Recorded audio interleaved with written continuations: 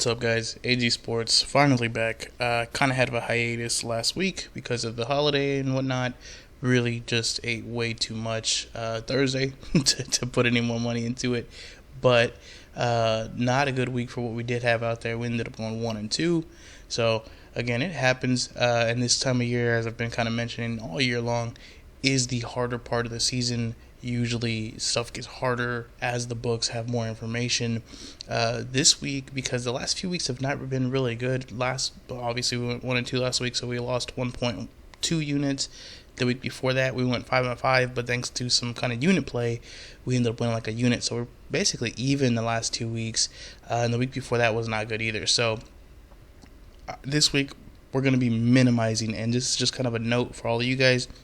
And in some respects, I'm kind of at least happy that if you have not been gambling too long, you get to kind of see this, because I've been doing this for years. I have algorithms and all that kind of stuff, and it's still not an every week give me that, hey, I'm gonna win 1, 2, 3 units, whatever. There's definitely some ebbs and some flows. You just got to know what to do when you're not having great picks. And it's not to double down. It's not put more money in because you're trying to chase your losses or anything like that. You're actually going to try to kind of limit yourself. And so right now, for this week, I'm only going to give out 2 picks. One is a teaser. And really, some of you may say, look, you don't even need the teaser necessarily. But to me, there are some really good key numbers in what I'm going to be looking at. So let's just get into that first. The teaser is going to be the Buccaneers and the Colts as both of our sides. Now, I actually got this earlier in the week. I believe it was Monday morning that I ended up taking it. But those numbers were a little bit different. When I grabbed it, it was the Buccaneers -10 and the Colts -7.5.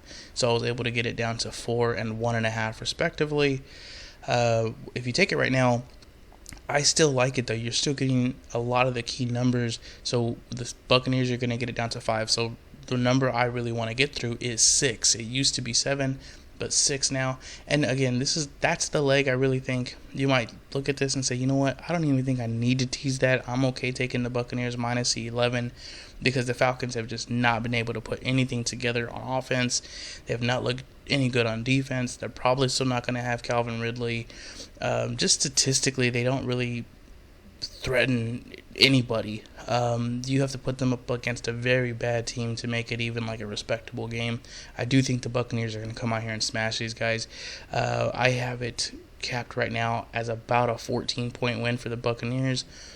But that's, again, a lot of the algorithms that I have, it does still incorporate some of that early season number of metrics into it.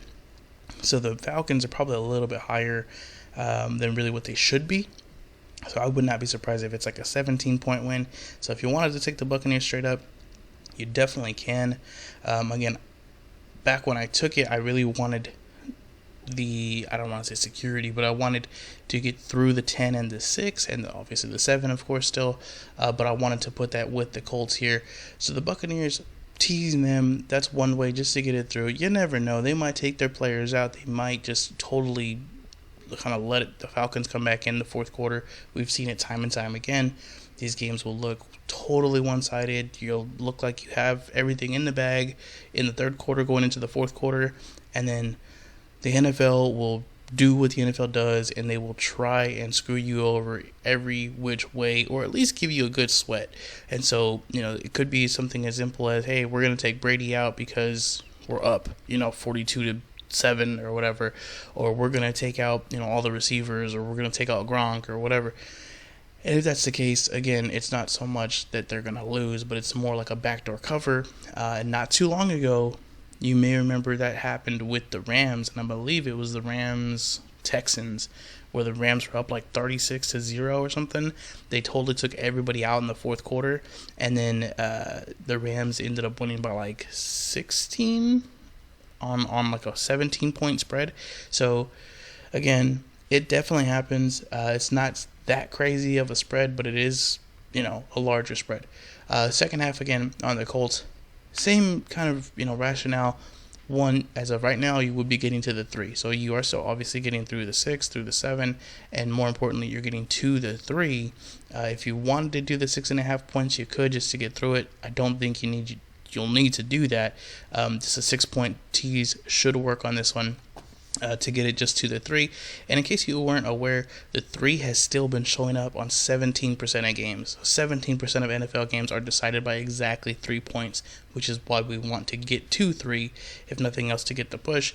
Again, I don't think this is one of these cases where we're going to need that. I do have the Colts right now listed, or I'm sorry, I guess I should say on the algorithm. They're pulling up right now as... Sorry, 1 second. I'll just show you the algorithm, what we got right now.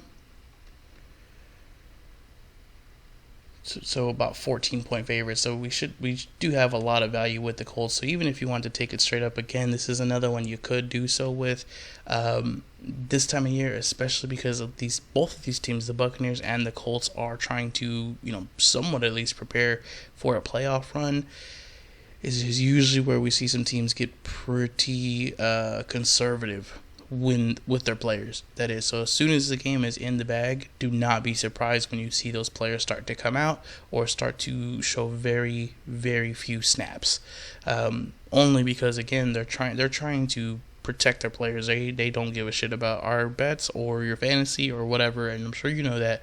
But just saying, I'm teasing both of these games to get down through those key numbers, and I can almost guarantee you one of them, even if it's an easy cover at the end of it, one of them is going to give you a sweat on these. So those are the two as far as the teaser is concerned. The other pick, and this will be a straight pick, and so these are a little bit harder to get now because they have moved, and I apologize. I should have put the video out earlier, but you still can get it if you wanted to buy the points. So one of them is actually going to be this Chiefs-Broncos game. The under 48 is what I got. It's at 47 right now. I have this game capped at 47. I believe, well, I'll tell you what I have it at right now. One second. Yeah, so we have it at 20 for the Broncos, 27 for the Chiefs. So we do have it capped at 47. Both of these teams have been playing really under their expectation recently. The Chiefs, if you have watched, or even if you just go back and look at their scores, they've had a lot of games where they're struggling to put up like 20 points.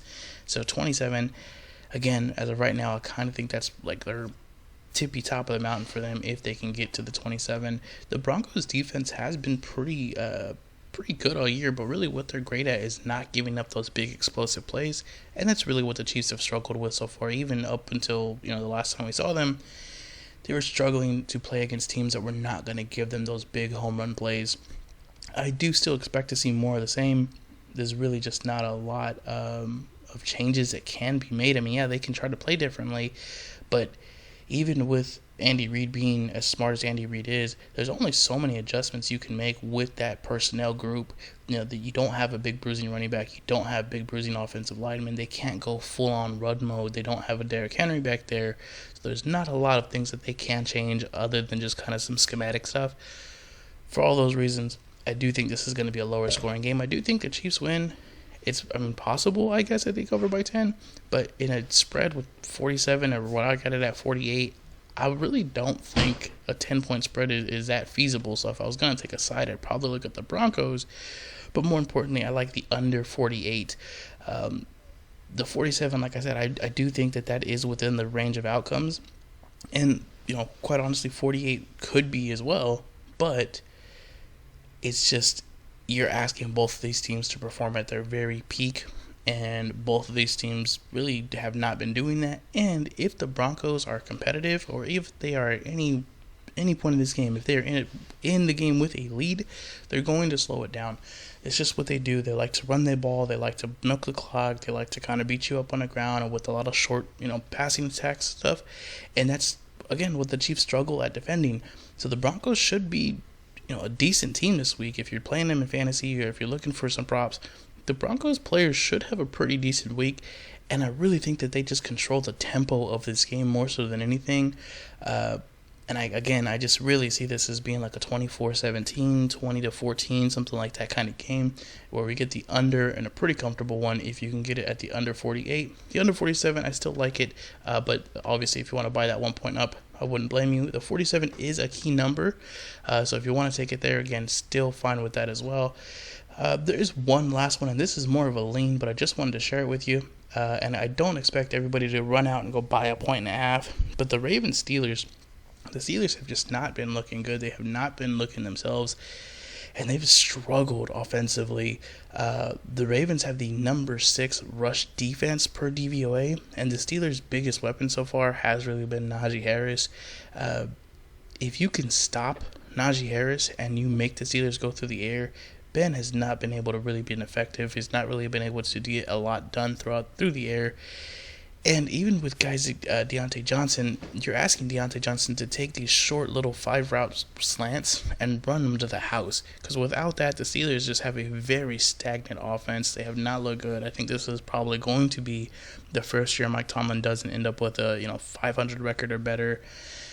The team, they played fine the last week or two, but I think it's just a matter of time before you see them just kind of quit on the field, and that could be this week, and the Ravens are probably going to come into Pittsburgh to just smash these guys in the mouth.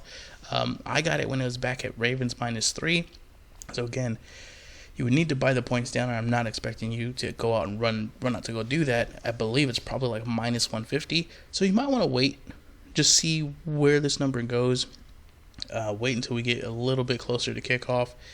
This is, again, for right now, at the -4.5, it's just a lean, but I just wanted to bring it to your attention because if it does get down to -3, or if it gets down to -4 and you can buy it down to the 3 at a more reasonable number, and by reasonable, I mean like -135 or less, I would be very interested in taking that. So, again, just wanted to bring that to your attention. That game, I do have it capped as a Ravens win. So we have the Ravens at 27 and the Steelers at 22, and again, the Steelers have not really been playing up to their potential, so it might even be less. It might be like 24-14, 27-14, something like that, and the Ravens winning a blowout. Again, the 3 has just been a very pivotal number in the NFL this year, so I really like the 3 to show up just at a more consistent rate as we get to the end of the season here. So that's why I would be looking to do that. But again, this is another one where if you wanted to take it straight, I wouldn't age you for it. But obviously the better number, if you can wait on it, go ahead and do so. At the end, I could see the Steelers taking some money as we get closer to kickoff because they are going to be the home team, and they are still somewhat of a public team. So that's it for now, guys. I will put up some more videos this week, just kind of going over some stats and updates and things like that. But that's probably going to be it for the picks this week. If you have any questions, anything else I can help with, please let me know in the comments below. But thank you again for the support. Thanks again for understanding. The holidays kind of threw everything off last week. But you have a great day, and thanks again.